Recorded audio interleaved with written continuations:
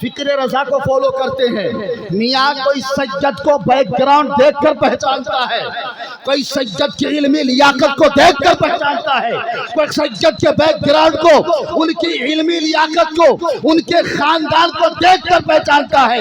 لیکن ہم اس خانقاہ کے غلام اور مرید ہیں جس خانقاہ کی آواز یہ تھی کہ میاں وہاں عالموں کو علم دیکھ کر, تقوی دیکھ کر, زہد دیکھ کر, بیک گراؤنڈ دیکھ کر نہیں, بلکہ سجد کو اگر پہچانا جاتا ہے تو سوچ کر پہچانا جاتا ہے. اور یہ کہا جاتا ہے قادری کر, قادری رکھ, قادری کو میں اٹھا, قدر عبدالقادر قدرت نما. اب ذرا سنیں, 10 سال تک ہمارے مدرسے میں یہ نہیں بتایا جاتا بیٹا زندگی دیکھنا اور دنیا کی رعنائیوں سے امپریس ہو کر اس کی تعریف مت کرنا. اگر تعریف کرنا تو زبان اعلیٰ حضرت میں یہی کہنا. تو کیا کہنا؟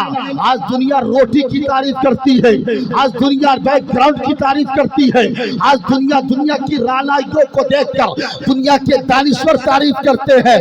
لیکن ہمارے اعلیٰ حضرت امام عشق و محبت سیدی سرکار امام احمد رضا خان فاضل بریلوی نے یہ اعلان دیا, عقیدہ دیا, نظریہ دیا, فکر دیا, تو یہی کہا کرو مت اہل دول رضا پڑے اس بلا میں میری بلا, میں گدا ہوں اپنے کریم کا, میرا دین پا رہے.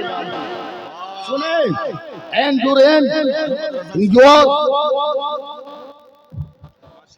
and do not unveil yourselves like the unveiling prevalent in the times of ignorance, and keep the prayer established, and pay the charity, and obey Allah and His noble messenger. میں آج ایک پیغام دینے کے لیے کھڑا ہوا ہوں. یہ آپ کا نوجوان خطیب کتنی محنت کرنی پڑتی ہے دین کی تبلیغ کرنے کے لیے, علماء ربانیین سے پوچھئے گا. لیکن میں آج جو پیغام دینا چاہتا ہوں 2 سے 3 منٹ میں پیغام اپنی بہنوں کو دینا چاہتا ہوں. اے میری بہنوں, اگر تم دنیا کے حالات کا مطالعہ کرو گے تو میڈیا کی کوئی بھی سرگرمی ایسی نہیں کہ جہاں تمہاری تشہیر کے بغیر اس کا کام مکمل نظر آتا ہو. دنیا کے ہر گوشے میں عورتوں کو شو پیس کے طور پر پیش کیا جاتا ہے.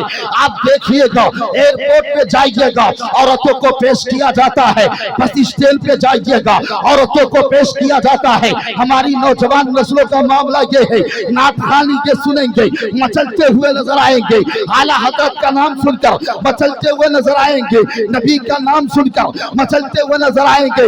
اور مچلنی چاہیے, لیکن جہاں مچلنے کی بات ہے وہاں مچلتے رہے, جہاں عمل کرنے کی بات ہے وہاں عمل بھی کرے. دنیا کا کوئی بھی پلیٹ فارم نہیں ہے جہاں عورتوں کو شو پیس کے طور پر پیش نہیں کیا جاتا ہو. اگر مال کا جائزہ لیں گے عورتوں کو بے نقاب کر دیا گیا, موبائل دکان کا جائزہ لو گے عورتوں کو بے نقاب کر دیا گیا, بس اسٹینڈ کا جائزہ لو گے عورتوں کو بے نقاب کر دیا گیا, ایئرپورٹ کا جائزہ لو گے عورتوں کو بے نقاب کر دیا گیا. اگر شامپو اور شیمپو کا جائزہ لو گے تو آپ کو عورتوں کو بے نقاب کرتا ہوا یہ کرتی ہوئی یہ کمپنیاں نظر آئے گی. لیکن میں کہنا چاہتا ہوں, آج لوگ آزادی نسواں کا نعرہ لگاتے ہیں. میں کہنا چاہتا ہوں, جو انگلینڈ اپنے آپ کو طاقتور کہتا ہے, جو تہذیب و تمدن کا مرکز کہتا ہوا نظر آتا ہے, جو عورتوں کی آزادی کا علم بردار بنتا ہوا نظر آتا ہے, یہ علماء جانتے ہیں, پاسٹ کی ہسٹری کو جانتے ہیں. 571 عیسوی میں عورتوں کو معاملے کو لے کر انگلینڈ کی سرزمین پر حال تو یہ تھا کہ انگلینڈ ظلمت و بربریت کی کالی فضاؤں میں گم ہو چکا تھا. معمولی طور پر اگر کوئی کالی لڑکی پیدا ہوتی تو اس کو زندہ ترگور کیا جاتا, اگر کوئی خوبصورت لڑکی پیدا ہوتی تو اس کے حسن کی نمائش کروائی جاتی. میں کہنا چاہتا ہوں میری بہنوں, اگر یونان کے فلسفے کے مطابق اگر میں بتاؤں تو یونان کے قدیم علماء کی یہ تاریخ موجود تھی کہ سانپ کے ڈسنے کا علاج ممکن ہے, لیکن عورتوں کے مکر و فریب اور شر سے بچنا ممکن نہیں ہے.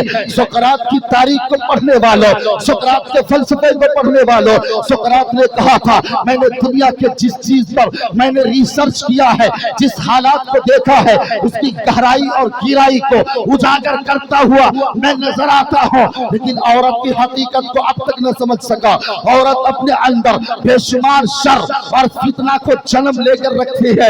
عورتوں کا معاملہ یہ ہے کہ سقراط کہتا ہے اگر عورتوں کا وجود نہ ہوتا تو دنیا امن و شانتی کا گہوارہ ہوتی۔ یہ سقراط کا جملہ ہے، اگر عورت یہ نہ ہوتی تو دنیا میں چین ہی چین ہوتا۔ لیکن میں کہنا چاہتا ہوں آزادی نسواں کے نام پر اس عورتوں کو بے پردہ کرنے والوں، آزادی نسواں کے نام پر ہماری ماں اور بیٹیوں کو گھر سے باہر نکال کر بغیر حجاب کے کر دینے والوں، میں کہنا چاہتا ہوں تم آزادی نسواں کا نعرہ آج 2024-25 میں لگا رہے ہو، کل میرے آقا نے آزادی نسواں کا نعرہ لگایا تھا تو صرف عملی صرف قولاً نہیں بلکہ عملی طور پر پریکٹیکل طور پر یہ کر کے بتایا تھا۔ اور 25 سالہ کرگل جوانی میں 40 سالہ خدیجہ سے نکاح کر کے یہ پیغام دیا تھا کہ اے دنیا والوں، عورتوں کو منحوس نہیں سمجھا جائے گا بلکہ عورتوں کے سر پر عزت کی چادر ڈالی۔